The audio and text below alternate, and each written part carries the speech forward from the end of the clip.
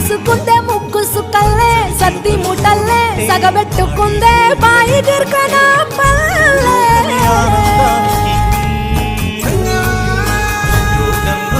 ఏ తెల్లని పాలధారలల్ల పల్లె తెల్లారుతుంటదిరా మళ్ళోని గంటలు కాడెట్ల మెడలోన చెట్టగా మోగుతూ ఉంటాయిరా